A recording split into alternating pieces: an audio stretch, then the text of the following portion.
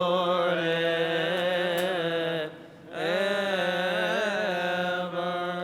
the name of the Father, and the Son, and the Holy Spirit, one God. Amen. Saint Jerome is teaching us the ignorance of the Scripture is the ignorance of Christ. Again, the ignorance of the Scripture is the ignorance of Christ. And today the Lord is teaching us through this parable how important not only to know the Scripture, but also to do it and to be fruitful in learning the Scriptures. The church is preparing for us these readings to be twice in 2 successive Sundays. So we'll have the same reading the coming Sunday, but from another gospel, the same parable, because we are in a preparation of the Nativity fast. We are fasting in the Nativity to receive the incarnated Word of God. But before receiving the incarnate Word of God, we need to know the written Word of God, which was prophesying about His coming and telling us it is fulfilled. He came and saved the whole world. So what I would like to share with you this morning, he was insisting at the very end, good soil is always fruitful. It gives 30, 60, and 100-fold.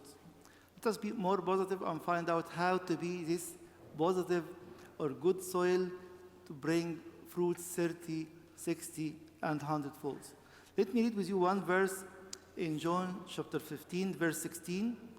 The Lord himself is telling his disciples and telling the whole church, "You did not choose me, but I chose you and appointed you so that you might go and bear fruit, fruit that will last." He chose us all to be fruitful, and these fruits will last. And so that whatever you ask in my name, the Father will give you. So from the beginning, our calling is to be fruitful, and to be fruitful of such fruits that is going to last forever. But why many of us still unfruitful?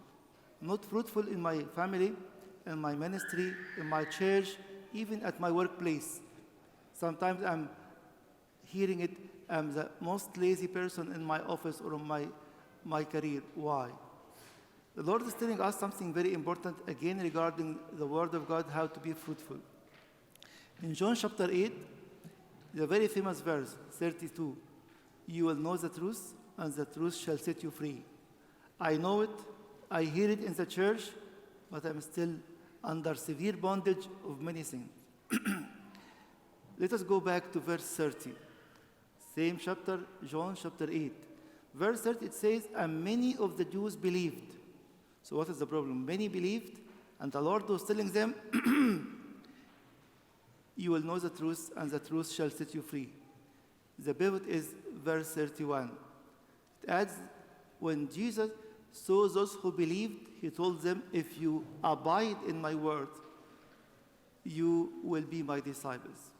So how to abide in his word? He's encouraging us, it's time not only to know the word. If you would like to be fruitful, abide in the word. Repeat it many times. Pray it. Fast for this word. Tell them, "Lord, I know this is the truth. It's not embedded in my heart yet. Still, it's good news for me, but not reality in my life." That's why the Lord was telling us in John 15:5, how to be fruitful. Yes, you might have a good branch, but this branch is going to wither if it's not connected to the source of life. He tells us in John 15:5, "I am the vine, you are the branches. If you remain in me and I in you, you will bear much fruit." There's a divine part which is already done. He stretched out his hand. The Father sent his Son into the world. He is giving us his body and blood on the altar to make his life going into every branch. But it's your turn now. Are you abiding in the word, coming faithfully, repenting and confessing your sins? Otherwise, you are in the habit of a Sunday or in the habit of attending a liturgy.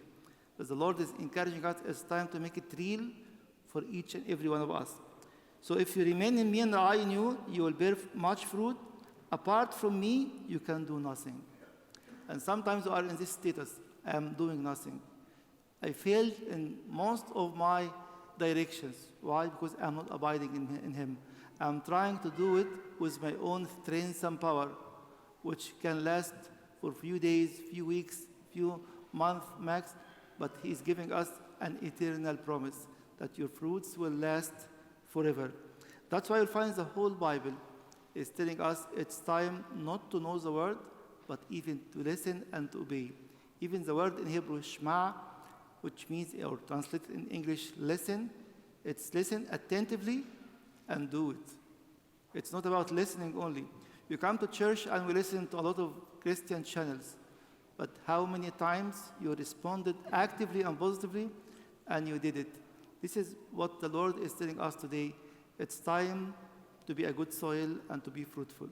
Yes, many years have passed in my life, I didn't open my Bible, or I didn't get the proper fruit in my life. It's time to abide in Him, to abide in His word, and then the fruits will come and will come abundantly. Let us pray with the Spirit in the coming few minutes. It's not a time we are repeating the same words in the liturgy. It's a time of gaining and stretching out our hands and getting from the Son of God and from the Holy Trinity all what we need.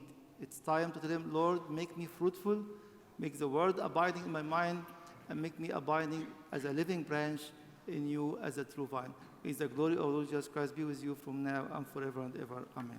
Blessed are they